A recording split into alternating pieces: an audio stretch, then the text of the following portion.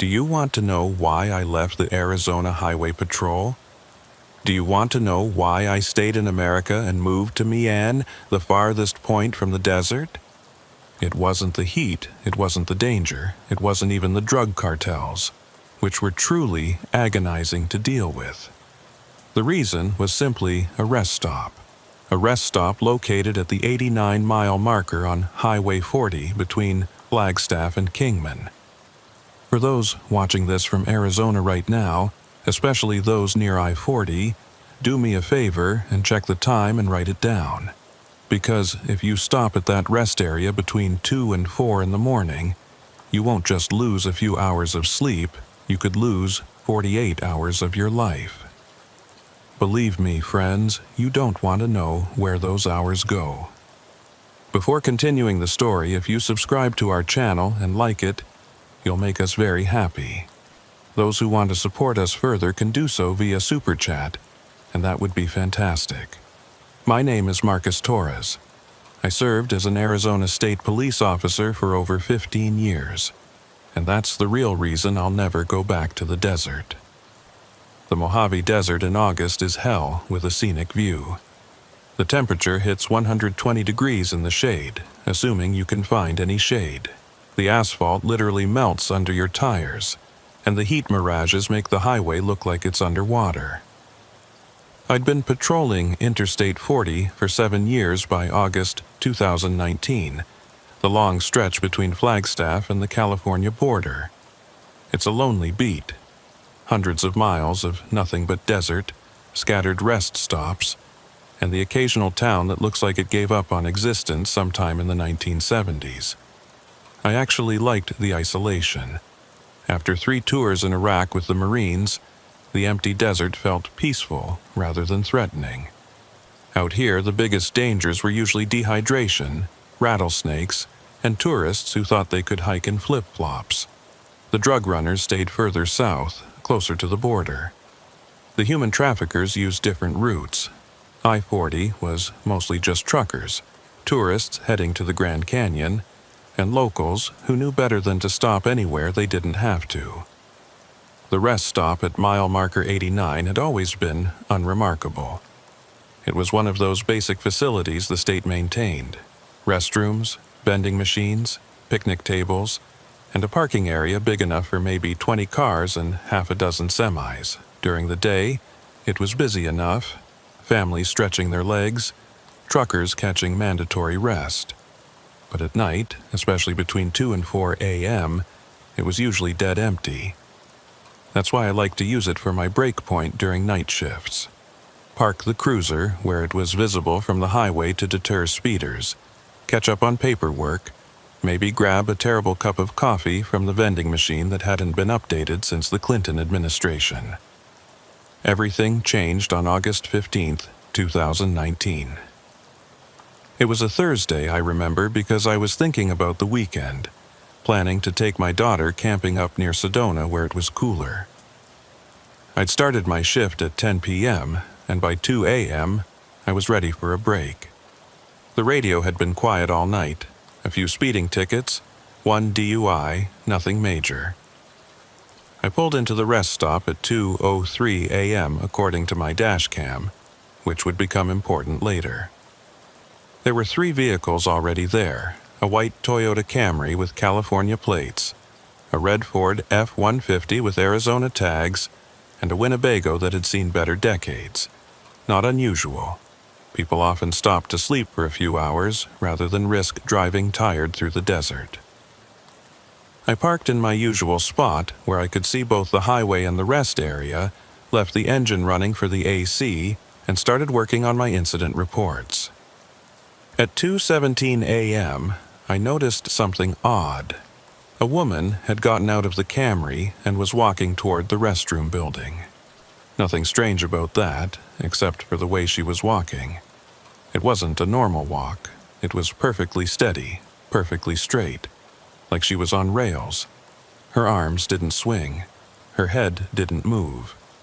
She looked like a video game character whose walking animation was broken.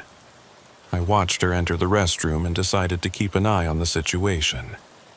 You develop instincts after years on the job, and something about this felt wrong. 5 minutes passed, then 10. After 15 minutes, I decided to check on her. Maybe she was sick, maybe she was using drugs, maybe she needed help. I walked to the women's restroom and called out, "Ma'am, Arizona Highway Patrol. Is everything all right in there?" No response. I called again, louder this time. Still nothing. The rest area was dead silent except for the distant hum of traffic on I-40. I was about to radio for a female officer when the woman walked out. But she didn't come out of the restroom. She came from behind the building, from the desert side, walking with that same mechanical gait. "Ma'am, are you okay?" I asked, my hand instinctively moving to my weapon. She stopped and turned to look at me, and that's when I saw her eyes. They were normal eyes. Brown, middle-aged, probably needed glasses. But they were looking through me, not at me, like she was seeing something 1,000 yards behind my head. When she spoke, her voice was flat, emotionless, like she was reading from a script she didn't understand. "I need to return to my vehicle.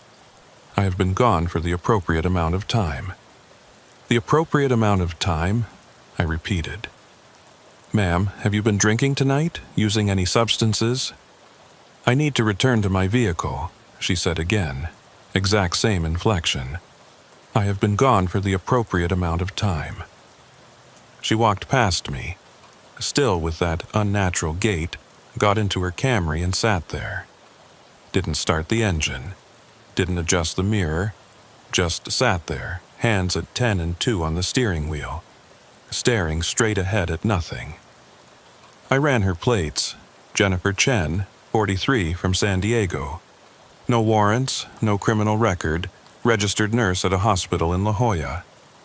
I walked back to her car and tapped on the window. She didn't respond. I could see her breathing, could see her blink occasionally, but she didn't acknowledge my presence at all. That's when I noticed the driver of the F-150 had gotten out. A man, probably mid-30s, construction worker type based on his clothes. And he was walking exactly the same way Jennifer Chen had walked. Same mechanical gait, same lack of arm movement, same dead straight line toward the restroom. "Sir," I called out, "I need to speak with you." He stopped, turned, and looked through me with the same 1,000-yard stare. "I need to use the facilities." "I will be gone for the appropriate amount of time." "What does that mean, appropriate amount of time?" I demanded. "I need to use the facilities," he repeated in the exact same tone.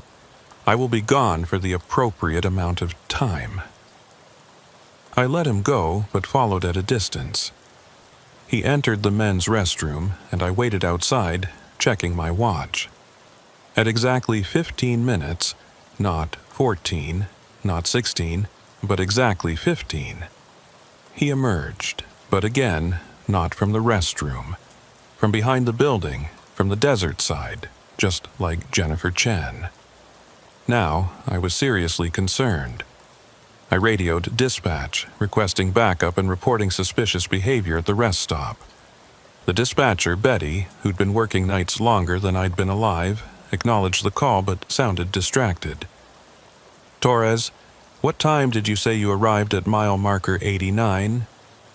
2:03 a.m., I replied, checking my notes. There was a long pause. "Marcus, according to my board, you checked in from mile marker 89 at 2:03 a.m. on Tuesday." "It's Thursday, Betty." No, Marcus. It's Saturday. You've been off the grid for over 48 hours. We've had search teams looking for you since Thursday morning." I felt the blood drain from my face. That was impossible. I'd started my shift 2 hours ago. It was Thursday night. I looked at my phone. Dead. My watch stopped at 2:17 a.m. My dash cam, the timestamp read Saturday, August 17th, 2:19 a.m. "Betty, I need backup at this location immediately. Something's wrong here, very wrong. Already en route, Torres, get out of there. Whatever's happening at that rest stop, get out now. But as I turned to run back to my cruiser, I saw him. A man standing at the edge of the parking lot where the light met the desert darkness. He was tall, impossibly tall, maybe 7 feet, wearing what looked like a highway patrol uniform from the 1970s. His face was hidden in the shadow of his campaign hat, but I could see his smile. Too many teeth. Way too many teeth. "Officer Torres," he said, and his voice sounded like it was coming from multiple directions at once. "You need to stay. You will be gone for the appropriate amount of time." "Who are you?" I demanded, drawing my weapon.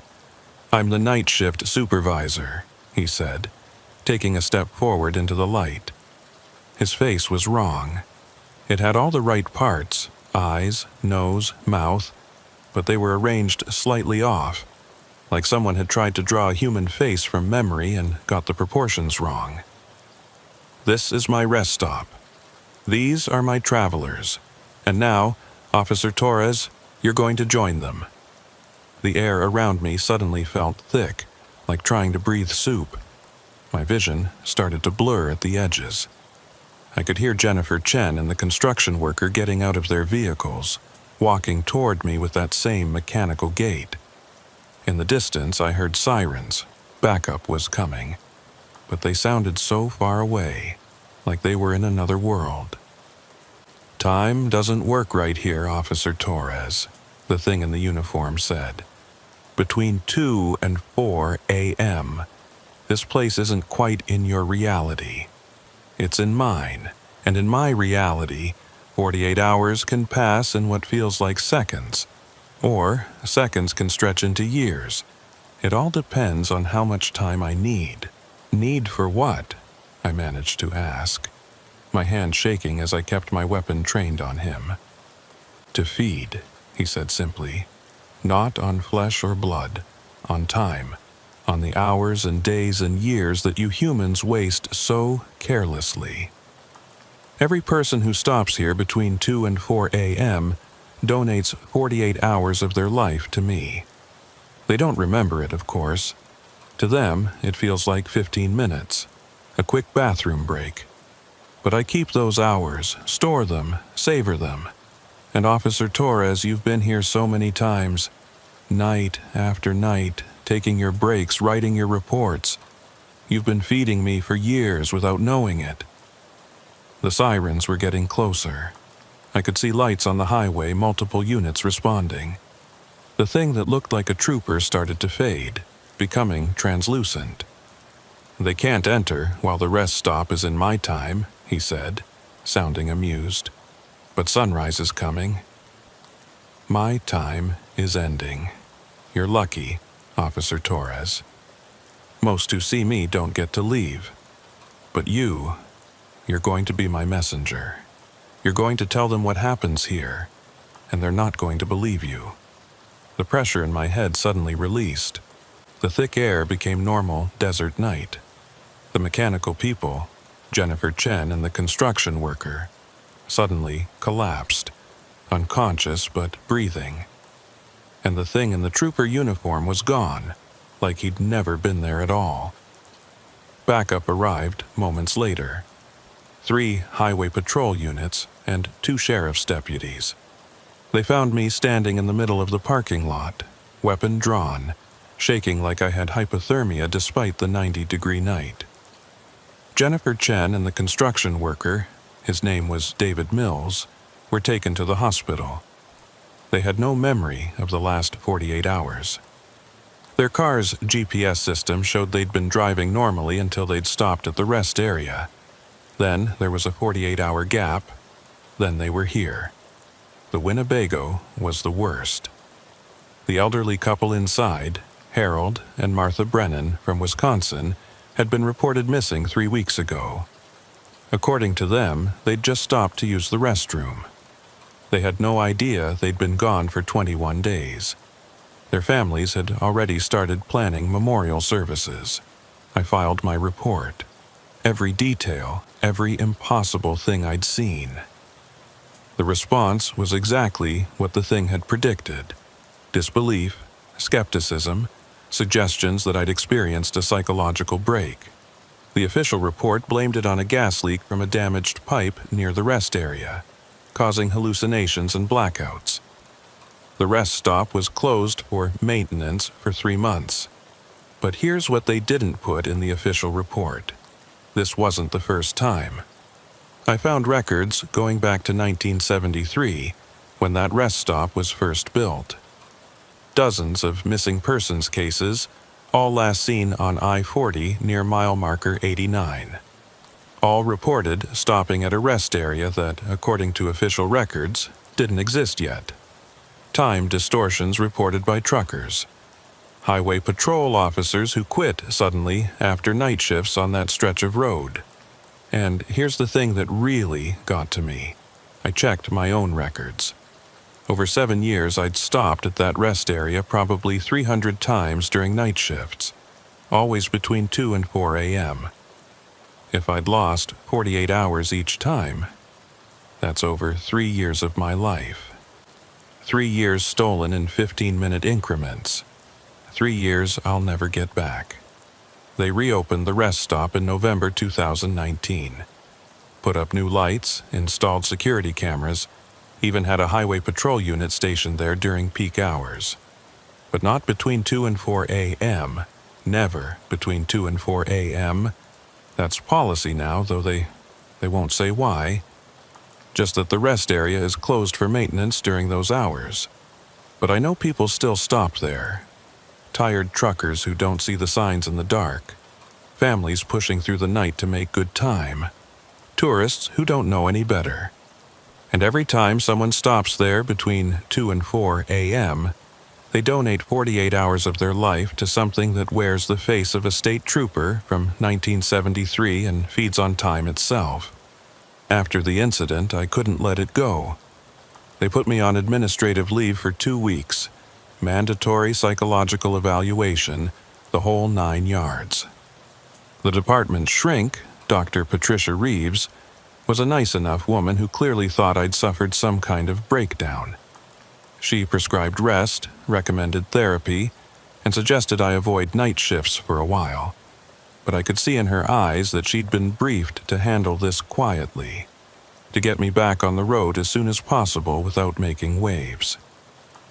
During those 2 weeks off, I did what any cop would do. I investigated. I started with the historical records at the Arizona State Library in Phoenix. If this thing had been happening since 1973, there had to be a paper trail.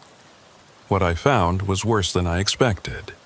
The rest stop at mile marker 89 was built on historically significant land. Before it was a rest stop, before it was a highway, before Arizona was even a state, that patch of desert had a reputation. The Hopi and Navajo peoples had stories about that area dating back centuries. They called it the place where time sleeps, and avoided it, especially at night. Spanish conquistadors in the 1540s reported losing entire days when camping in that area, arriving at their destinations weeks late with no memory of the delay. In 1873, exactly 100 years before the rest stop was built, a cavalry unit stationed at Fort Whipple reported a strange incident. An entire patrol, 12 men and their horses, disappeared for 6 days while crossing that stretch of desert. When they returned, they claimed they'd only been gone for an afternoon. The commanding officer's report, which I found in the military archives, described the men as displaced in time, and noted that several of them aged rapidly over the following months, as if their bodies were catching up to the time they'd lost. But the most interesting discovery came from the construction records of the rest stop itself. In 1973, the project was delayed multiple times due to what was officially listed as equipment malfunction. However, I found a letter from the construction foreman to his wife, donated to the Historical Society as part of a collection on Arizona's interstate development. In it, he wrote, Mary, something's not right about this place. We've lost 3 days this week. I mean, really lost them. We show up Monday morning, and suddenly it's Thursday. The boys are spooked. Henderson quit yesterday, said he saw someone in an old highway patrol uniform walking around the site at night. Except highway patrol says they haven't assigned anyone to this stretch yet. I'm thinking of pulling the plug on this whole project. Contract be damned. The rest stop was eventually completed, but the construction company went bankrupt within a year. The foreman, James Mitchell, died in 1974 at the age of 45, looking, according to his obituary, decades older than his years. I reached out to other troopers, both active and retired, who'd worked that stretch of I-40. Most wouldn't talk to me, but a few did, always off the record, always nervous. They all had stories. Trooper Mike Daniels, retired in 2010, told me about finding abandoned cars at the rest stop with engines still running, keys in the ignition, but no sign of the drivers. The missing persons would turn up days later, hundreds of miles away, with no memory of how they got there. Sarah Vega, who'd worked nights in the early 2000s, had her own encounter. She'd stopped at the rest area at 2:30 a.m. on a Tuesday in 2003. And the next thing she knew, it was Friday afternoon, and she was in her patrol car on the side of I-40, 20 miles from the rest stop. Her dash cam footage from those 3 days showed her car driving normally, stopping for gas, even apparently conducting traffic stops. But she had no memory of any of it. The footage was eventually lost by the department. Then there was Detective Ray Hoffman from the Phoenix PD, who'd investigated a series of missing persons cases in 2015 that all traced back to the rest stop. He'd discovered something that made my blood run cold. A pattern in the disappearances. They weren't random. The thing, whatever it was, seemed to target specific types of people at specific times. Every 7 years there would be a spike in incidents. 1973, 1980, 1987, 1994, 2001, 2008, 2015. And 2022 was coming up, but more disturbing was who it targeted during these spike years. It wasn't just random travelers. It was always people connected to law enforcement, military or government services. As if it was collecting those who served, those who protected, those who maintained order. And during these spike years, some people didn't come back. They'd disappear entirely, their cars found abandoned, no trace of them ever found. I compiled all of this into a report and brought it to my supervisor, Captain Janet Rodriguez. She was a good cop, been with Highway Patrol for 25 years, and I could see she wasn't entirely surprised by what I was showing her. "Marcus," she said, closing my report without reading it fully, "there are some things in this job that we just accept and work around. That rest stop. We know about it. We've always known about it. Why do you think we have that unofficial policy about avoiding it between 2 and 4 a.m.? People are losing days of their lives, Captain. Some are disappearing entirely. And what would you have us do? Close down a major interstate? Tell the public that there's a temporal anomaly at a rest stop?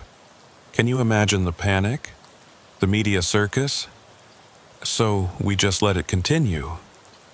She was quiet for a moment, then pulled out a file from a locked drawer in her desk. "This is classified. I shouldn't be showing you this, but you need to understand what we're dealing with." The file was labeled Project Kronos, 1973 to present. Inside were documents from various federal agencies, FBI, CIA, even some departments I didn't recognize. They'd been studying the rest stop since it was built. No, that's not right. They'd built the rest stop specifically to contain something that was already there. According to the documents, in 1972, a team of government scientists had detected what they called a temporal anomaly in that stretch of desert. something that existed outside normal space-time, something that had been there for thousands of years. They couldn't eliminate it, couldn't understand it, so they did the only thing they could. They built a structure around it to monitor and contain it. The rest stop wasn't just a rest stop. It was a containment facility, designed to limit the entity's interaction with our world to specific hours and specific locations. The bathroom buildings contained monitoring equipment. The parking lot was laid out in a specific pattern meant to channel and focus the anomaly. Even the vending machines were part of it, though the documents didn't explain how. The entity, the report stated, appears to be a consciousness existing primarily in a parallel time stream that intersects with our reality at this specific geographical location. It feeds on temporal energy, essentially time taken from living beings. The construction of the rest area has successfully limited its feeding to a 2-hour window each night and prevented it from expanding its influence beyond the designated boundaries. But the report also noted that the entity was learning, adapting. It had figured out how to take human form, how to communicate, how to lure people in. And every 7 years during what they called surge periods, it grew stronger, able to take more than just time. "We've had people on this for 50 years, Marcus," Captain Rodriguez said. "Scientists, researchers, even some people who claim to be temporal specialists, whatever that means. The consensus is that it can't be stopped, only managed, and the current management strategy is to let it feed in controlled amounts rather than risk it breaking free entirely." So, we're just sacrificing people's time? Years of their lives? Would you prefer we sacrifice their entire lives? Because that's what happened before the containment. Read the Spanish records, entire expeditions vanishing. The Native Americans knew to avoid it entirely. At least now, people lose 48 hours and walk away alive. I wanted to argue, but I could see her point. It was the lesser of two evils, but it still didn't sit right with me. That night, against all advice and common sense, I went back to the rest stop. It was 1:45 a.m. when I arrived, 15 minutes before the danger window. I parked across the highway where I could observe but not be within the containment area. I had cameras, recording equipment, even some EMF detectors I'd bought online. I was going to document this thing properly. At exactly 2 a.m., the change was visible even from across the highway. The lights at the rest stop dimmed, not like they were losing power, but like the light itself was being absorbed by something. The air above the parking lot shimmered like heat waves, but it was only 75 degrees. And then I saw him, the tall figure in the 1970s highway patrol uniform, standing in the middle of the parking lot. Through my binoculars, I watched as a semi-truck pulled in. The driver, obviously tired, probably pushing his hours, parked and headed for the restroom. The entity followed him, walking with impossible smoothness, like it was gliding rather than stepping. The trucker entered the restroom. The entity stood outside, waiting. And then something happened that the reports hadn't mentioned. The entity split. One version remained by the restroom, while another appeared by the truck. This second version climbed into the cab, and I watched in horror as it began to drive. The truck pulled out of the rest stop and continued down I-40, with the entity at the wheel. Meanwhile, the original entity remained at the rest stop, still waiting by the restroom. 15 minutes later, the trucker emerged from behind the building, walking mechanically just like Jennifer Chen had. He got into his truck, which was somehow back in its parking spot, though I'd seen it leave, and sat there, staring straight ahead. The entity stood beside the truck, placed its hand on the hood, and seemed to draw something out of the vehicle, a faint luminescence that flowed from the truck into the entity. This continued throughout the 2-hour window. 7 vehicles stopped. 7 people lost 48 hours. and each time I saw the entity split, taking one version of the person and their vehicle while leaving another behind. It wasn't just stealing time, it was creating parallel timelines, living out those 48 hours in some other reality while the original person sat frozen in ours. At 3:45 a.m., something unexpected happened. An old pickup truck pulled in, and out stepped an elderly Native American man. He was wearing traditional dress and carrying what looked like a medicine bundle. The entity approached him but stopped about 10 feet away, like it had hit an invisible wall. The old man spoke in a language I didn't recognize, but his tone was clear. He was performing some kind of ritual or prayer. He walked around the rest stop, sprinkling something from his bundle, never acknowledging the entity but clearly aware of it. The entity followed him, always maintaining that 10-foot distance, and for the first time it looked agitated, its form flickering and distorting. At exactly 4 a.m., the entity vanished. The lights returned to normal, the shimmering stopped, and the old man got back in his truck and drove away. I tried to follow him, but he turned off onto a dirt road that seemed to lead nowhere, and I lost him in the pre-dawn darkness. I later learned from a contact at the Hopi Cultural Center that there were still people who maintained the old protections, who came to that spot to perform rituals that kept the entity contained. They'd been doing it for centuries, long before the government built their containment facility. The rest stop, the monitoring equipment, the federal project. It was all just modern window dressing on ancient knowledge. Your government thinks they control it, my contact, a man named Joseph Talawepi, told me. But they only built a cage around something that was already caged. My people, the Navajo, the Apache, we bound it long ago. The rituals keep it bound. Your rest stop just gives it a feeding trough so it doesn't break free trying to hunt. Why didn't anyone tell the government this?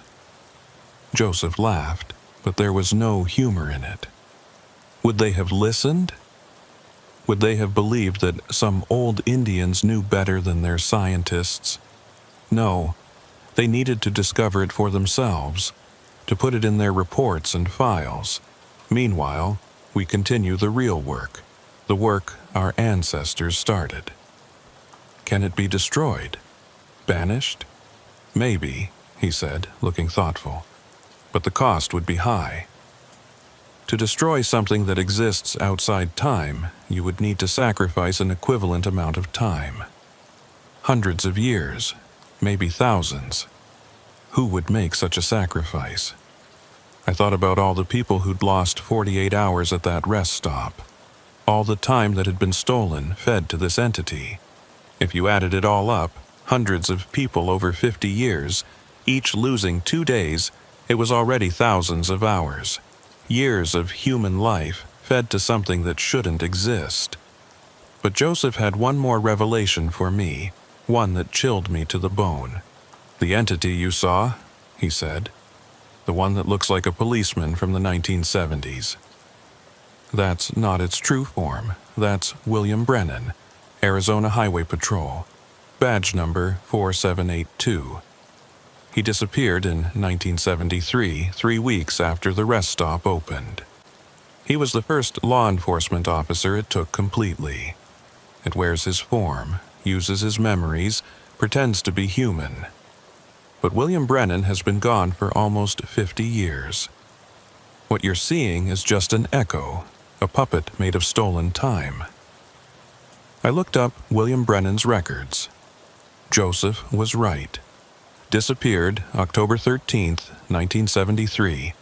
Last seen at mile marker 89. His body was never found. His patrol car was discovered at the rest stop. Engine running, door open, but no trace of Brennan. The official report listed him as missing, presumed dead. But now I knew the truth. He wasn't dead. He was something worse. A skin suit for an entity that existed outside time, doomed to serve it for eternity. That knowledge broke something in me. Every time I'd seen that thing, I'd been looking at a fellow officer trapped and transformed into something monstrous. And if it could happen to him, it could happen to any of us. The next spike year was coming, 2022. And I had a terrible feeling that the entity would be looking for a new suit to wear, a new officer to absorb and transform.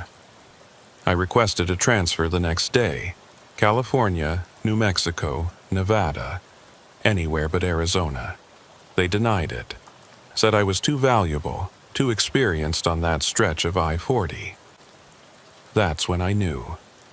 They wanted me there. The department, the government, whatever shadow organization was really running Project Kronos, they were keeping me in place for a reason. The year 2022 approached like a storm system on the radar, inevitable, ominous, and tracked with increasing anxiety by those of us who knew what it meant. I'd tried everything to get away from Arizona, from that cursed stretch of I-40. I'd applied for positions in other states, even considered leaving law enforcement entirely. But every application was rejected. Every opportunity mysteriously fell through. It was as if invisible hands were keeping me in place, ensuring I'd be there when the surge period arrived. By January 2022, the signs were already starting. Reports of temporal anomalies along I-40 increased dramatically. Truckers were losing entire days, not just 48 hours. Families were arriving at their destinations weeks late with no memory of the delay, and the rest stop at mile marker 89 was becoming active outside its usual 2 to 4 a.m. window. Captain Rodriguez called me into her office on a cold February morning. She looked like she'd aged a decade in the past year, and I noticed her hands shaking slightly as she poured coffee. "Marcus, we need to talk about what's coming," she said, not meeting my eyes. "The surge period. Project Kronos has been monitoring the readings, and this one's going to be different. Bigger. How much bigger?" She pulled out a tablet, showing me graphs and data I didn't fully understand. The entity's energy signatures have been increasing exponentially. It's been feeding more efficiently, storing more temporal energy. The scientists think it's preparing for something. Preparing for what? To break free, to expand beyond the rest stop, maybe beyond Arizona entirely. She finally looked at me, and I saw fear in her eyes. They think it wants to create a permanent bridge between its dimension and ours. No more 2-hour feeding windows, no more geographical limitations, just free access to our timeline. The implications were staggering. If this thing could move freely through our world, stealing time from anyone, anywhere, creating parallel timelines at will, it would be chaos. Reality itself would become unstable. "What's the plan?" I asked, though I had a sinking feeling I already knew. "The Native American tribes have agreed to perform a binding ritual, something that hasn't been attempted in over 200 years. But it requires a sacrifice. Someone connected to law enforcement. Someone who's been marked by the entity. Someone who understands what they're giving up." She paused, unable to say the words.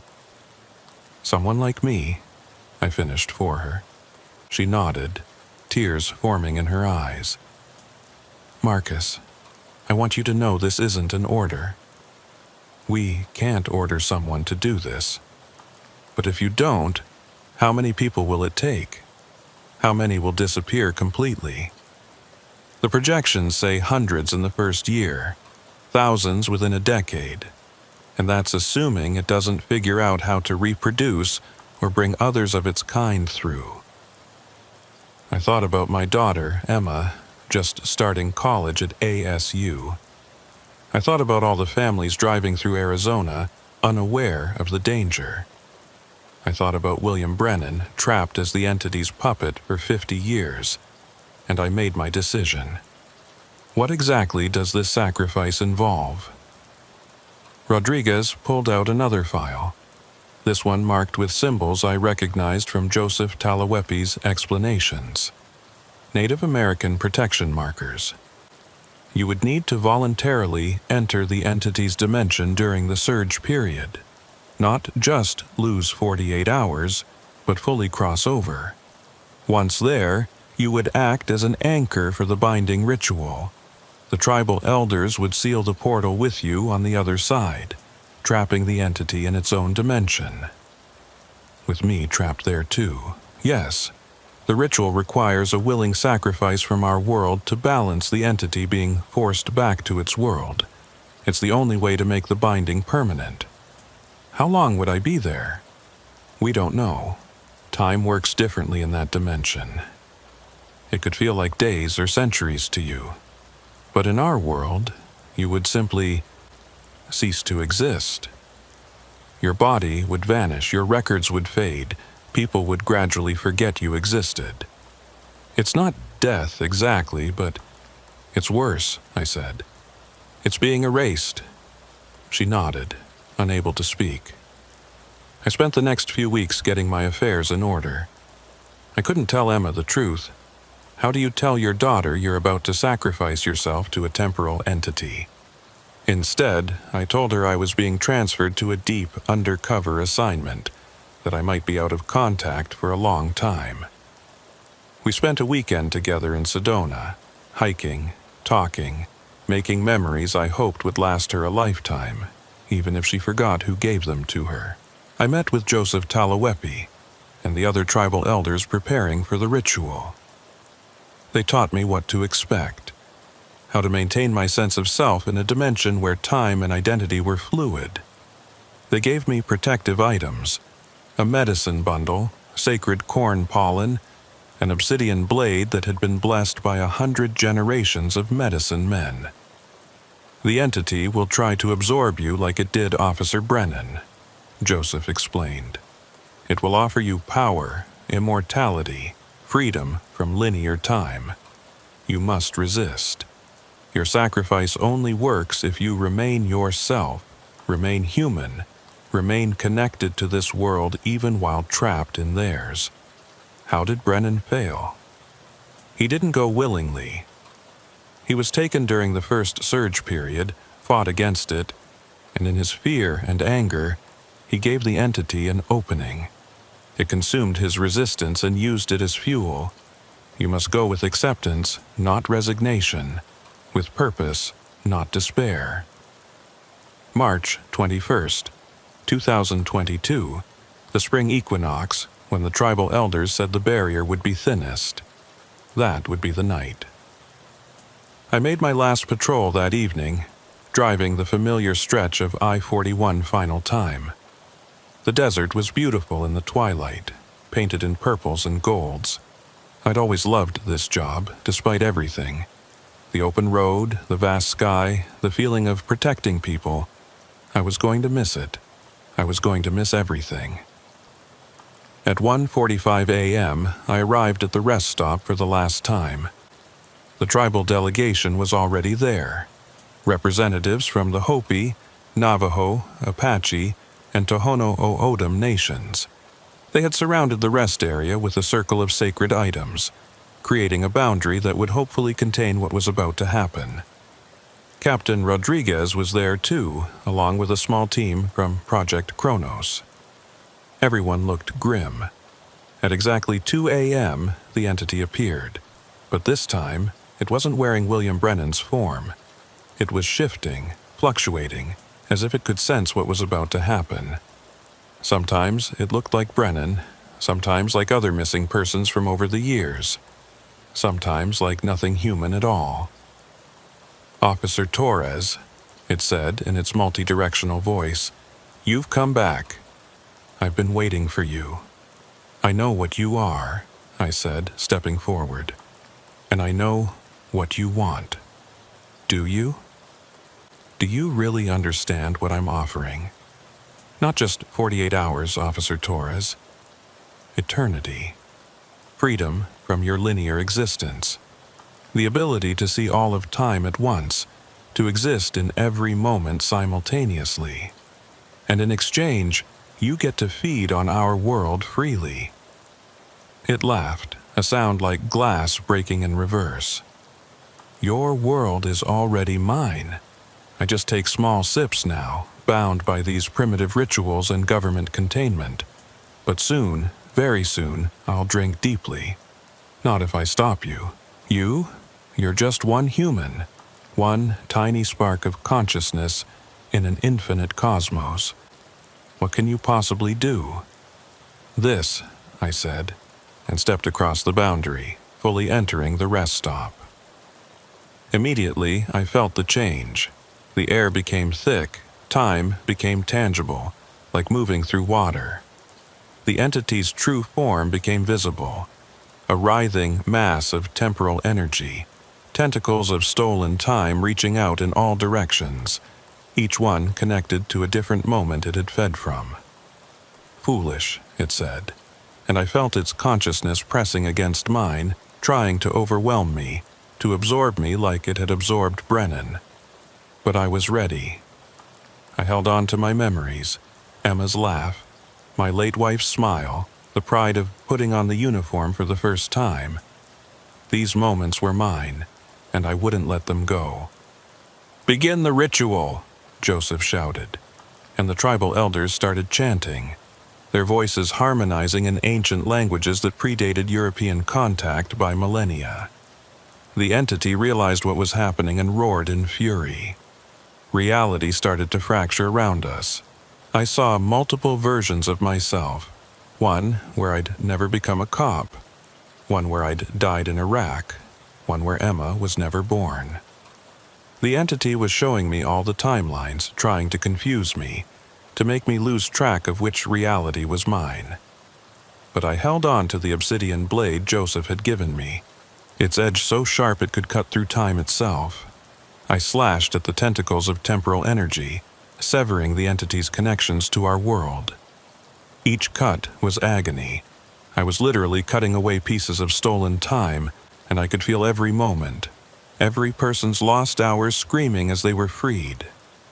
"You don't know what you're doing," the entity raged. "Without me, your timeline will collapse. I'm the only thing holding it together." "Liar," I said, continuing to cut. "You're a parasite.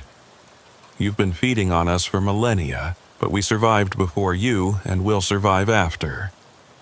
The chanting grew louder, and I felt the portal beginning to form, not a doorway between dimensions, but a closing, a ceiling.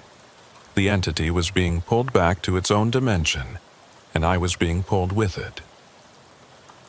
"If I go, you go," it screamed. "You'll be trapped forever." "I know," I said, and for the first time I saw something like fear in its consciousness. The last thing I saw of my world was Emma's face, not really there, but a memory so strong it might as well have been real. Then the portal closed, and I was somewhere else entirely. How do I describe a dimension where time doesn't flow linearly, where past, present, and future exist simultaneously, where you can be in multiple places at once, experiencing every moment of your existence at the same time? I was 5 years old, learning to ride a bike. I was 22, graduating from the academy. I was 35, holding Emma for the first time. I was 50, standing in an alien dimension as guardian and prisoner. All of these moments were real, were happening. The entity was there with me, but diminished, contained. Without access to our world's timeline, it couldn't feed, couldn't grow. It raged and threatened, but I had something it didn't: purpose. I wasn't here as its victim, but as its jailer. The obsidian blade had become part of me in this dimension, a will made manifest that kept the entity from escaping. "How long will you last?" it asked. "A human consciousness, in a place where time has no meaning? You'll go insane within days." "Maybe," I admitted, "but those days in here could be centuries in my world. Long enough for them to forget about the rest stop, to let the highway decay, to remove the anchor point you need to return. You don't understand what you've sacrificed. I understand perfectly. I've sacrificed my existence to save thousands of others. It's what cops do. We protect and serve even when the cost is everything. Time passed, or didn't pass, it's hard to explain. I experienced every moment of my life simultaneously while also experiencing new moments that couldn't possibly exist. I saw Emma graduate, get married, have children, though I knew I wouldn't be there for any of it. I saw the rest stop being demolished, the highway rerouted, the land returned to the desert. I saw the tribal elders maintaining their vigil, ensuring the binding held. And through it all, I held on to my humanity. My name is Marcus Torres. I was an Arizona State Trooper. I had a daughter named Emma. I loved my job. I saved people. These facts were my anchor in a place where facts were fluid. The entity eventually stopped raging and started bargaining. It offered me knowledge of the future, power over time, the ability to return and live forever. I refused everything. Then it tried to break me with visions of what I was missing. Emma's wedding, where my absence was a void everyone felt but couldn't name. My grandchildren I'd never meet. My own funeral where no one came because no one remembered I'd existed. But Joseph had prepared me for this too. The sacrifice is not just your life, he'd said. It's your memory, your impact, your very existence. But the universe remembers. Every person who drives safely through Arizona, every family that arrives at their destination on time, every life not lost to temporal feeding, they exist because of your choice, even if they never know it. I don't know how long I've been here. Time doesn't mean anything in this place. I could tell you it's been days, years, centuries, and all would be equally true and false.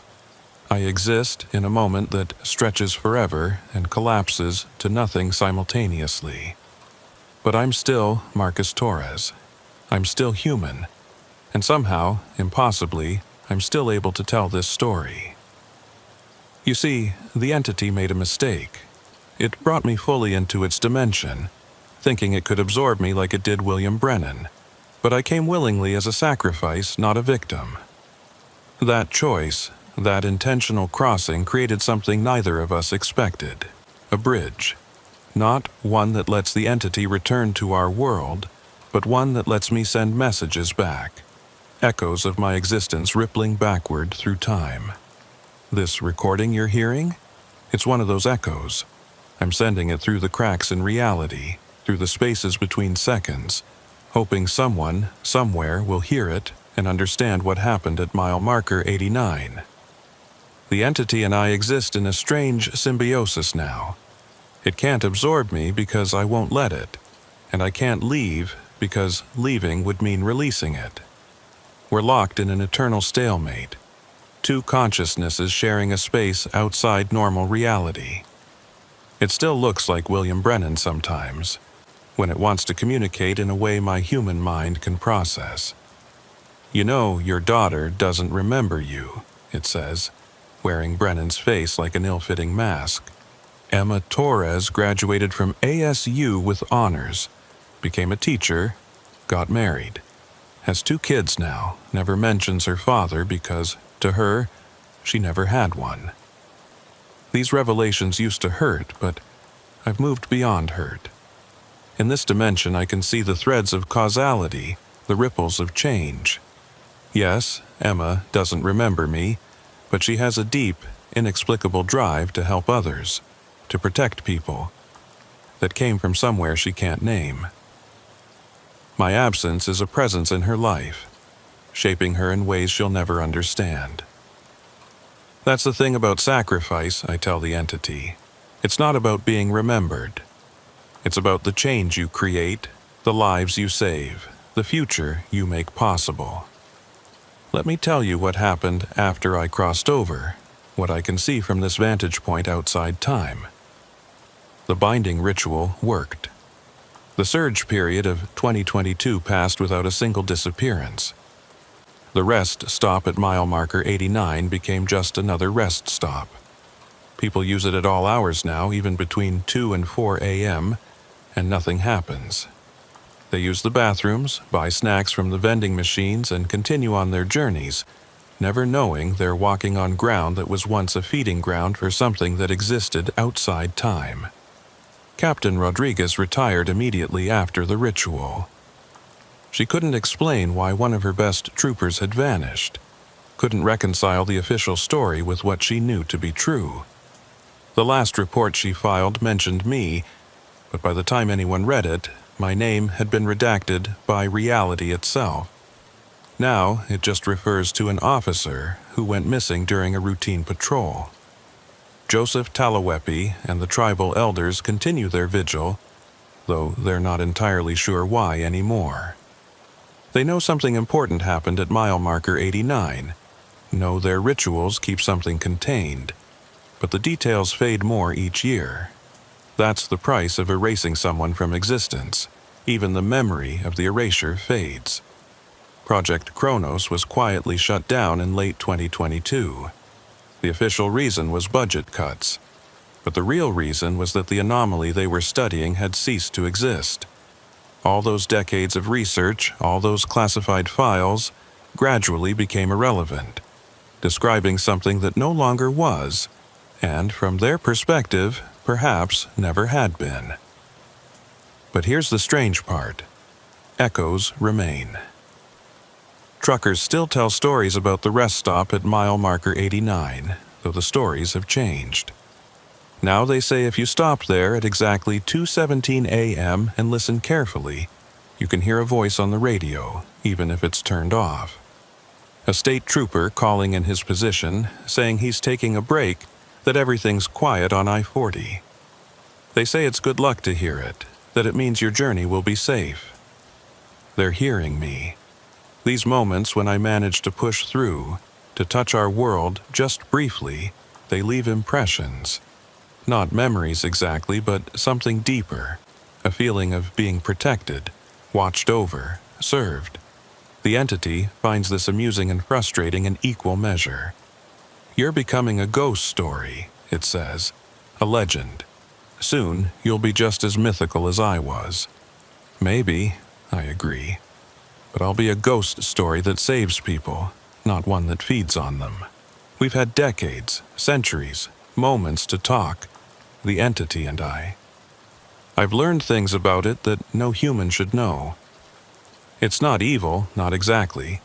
It's a consciousness from a dimension where time is food, where existence is measured in consumed moments rather than lived ones.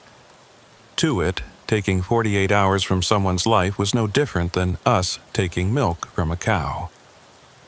It didn't understand that those hours meant missed birthdays, lost opportunities, forgotten memories. Your kind fascinated me, it admits during one of our eternal conversations. You experience time so linearly, so preciously. Every moment unique and irreplaceable. In my dimension, all moments exist simultaneously. We can revisit them, reshape them, consume them, and regenerate them. The concept of loss was foreign to me until I encountered humanity. And now I understand loss. I'm experiencing it. Trapped here, unable to feed, unable to grow. I'm dying in a way my kind doesn't normally die. I'm becoming finite. I'm sorry, I say, and surprisingly I mean it. Why? I was going to consume your entire timeline. Because no consciousness should have to face extinction alone. That's when the entity tells me something that changes everything. It's not the only one of its kind. There are others, at other thin places around the world, feeding on time, contained by various means. The rest stop at mile marker 89 was just one feeding ground among many. The one in Ohio is contained by an old steel mill that runs 24/7, it tells me. The workers don't know they're jailers. The one in Maine is trapped in a lighthouse, feeding on ships that never quite arrive when they should. The one in Louisiana is bound by music, jazz specifically, playing eternally in a club that exists in 1920 and 2020 simultaneously. How many? Dozens, maybe hundreds. Your world is full of holes, Officer Torres. Places where time leaks, where reality is negotiable. Most are small, managed by accident rather than design. But some are like you were. Growing, feeding, preparing. Yes, and without me to communicate with them, to share what I've learned about humanity, they'll make the same mistakes I did. They'll push too hard, take too much, until someone like you stops them, or fails to stop them. This is why I'm sending this message back, why I'm using my connection to our world to create this echo. Someone needs to know. Someone needs to watch. Someone needs to be ready to make the same sacrifice I did if necessary. But here's the thing about sacrifice. It's not always permanent. The entity is dying, becoming finite, and when it finally fades completely, the binding will break. Not in a way that releases it, but in a way that might, possibly, release me. Joseph Talawepi knew this, though he didn't tell me at the time. He left a message in the ritual itself, a fragment of hope.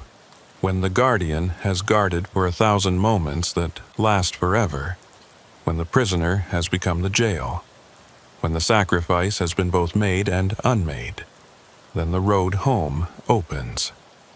I don't fully understand it yet, but I feel something changing. The entity grows weaker each day, century, moment, and as it does, I grow more solid, more real. Sometimes I can almost touch our world, almost manifest enough to be seen. Truckers catch glimpses of a state trooper in their mirrors. Families see a patrol car that isn't there escorting them through dangerous weather. Children lost at rest stops find themselves guided back to their parents by a kind officer who vanishes when they turn to thank him. These aren't hauntings. They're practice. I'm learning to exist in both dimensions simultaneously, to be the bridge rather than just the guardian. And someday, maybe someday soon, from your perspective or eons from mine, I'll step back through. Changed, certainly, not quite human anymore, probably, but still Marcus Torres. Still a protector, still serving. The entity speaks less now, conserving what energy it has left. But yesterday, tomorrow now, it said something that surprised me. I chose the wrong officer in 1973. Brennan was weak, full of fear. But you're teaching me something I never understood. What's that? The protection is a form of consumption, too. You feed on the safety of others, grow strong from their well-being. It's not so different from what I did, just inverse. Maybe that's why we're stuck together. Two sides of the same coin, spinning eternally in a place where currency has no meaning. Marcus Torres, it says, using my name for the first time. When I'm gone, when you're free, will you remember me? Every time I stop at a rest area. Every time I check my watch at 2:17 a.m. Every time I protect someone from something they'll never know was there. The entity doesn't respond, but I feel something from it that might be satisfaction, or peace, or just the echo of emotions it learned from consuming human time. I need to end this message now. The bridge is weakening, the echo fading. But before I go, let me leave you with this. If you're ever driving through Arizona, especially on I-40, and you stop at a rest area at mile marker 89, take a moment to remember. Not me specifically. You can't. That's the nature of my sacrifice. But remember that someone, somewhere, somewhen, stood guard so you could stop safely. Someone chose to step into the darkness so you could stay in the light. And if you happen to be there at 2:17 a.m., and you hear a voice on your radio that shouldn't be there, a trooper calling in his position saying everything's quiet on I-40, know that it's true. Everything is quiet. Everything is safe. The Guardian is still at his post, even if he's posting from outside time itself. My name is Marcus Torres. I was an Arizona State Trooper. I am a guardian between dimensions. And someday, in a future that's also the past, in a moment that lasts forever and no time at all, I'll find my way home. Until then, drive safe. Watch for deer. Don't speed through construction zones. And maybe, just maybe, leave a coffee and a donut on your dashboard when you stop at mile marker 89. I can't drink them anymore, can't eat them, but I can remember what they tasted like. And in a place where memory is reality, that's enough. The recording ends with static, but if you listen carefully, very carefully, you can hear something underneath the white noise. The sound of a patrol car's engine idling, the squawk of a radio, the scratch of a pen filling out a report, the sounds of a state trooper on eternal duty, protecting a stretch of highway that exists in multiple dimensions at once. As of March 22, 2022, all anomalous activity at the designated site has ceased. The entity previously contained at this location is no longer detectable. Officer, redacted, has been listed as missing, presumed dead, though no body has been recovered. Recommend continued monitoring of the site for residual temporal distortions. Several travelers have reported seeing a state trooper providing assistance despite no units being assigned to that area. These reports are considered psychological echoes of the anomaly and should be disregarded. The rest stop remains operational. No further containment necessary. Case closed. Handwritten note in margin. He's still out there, still watching, still protecting. The sacrifice worked, but not in the way we expected. The Guardian became the containment, the prisoner became the jail. And somewhere, in the spaces between seconds, Marcus Torres continues his patrol. God help him. God help us all if he ever finds his way back. Because what returns from outside time is never quite what left. But maybe that's what we need. A guardian who exists in multiple dimensions. A protector who can see threats before they manifest. A state trooper whose jurisdiction extends beyond the physical world. Mile marker 89 is safe now, but there are other mile markers, other rest stops, other places where time grows thin. And we're going to need more guardians. We're going to need more sacrifices. We're going to need more heroes willing to step outside time itself. The question is, who's next?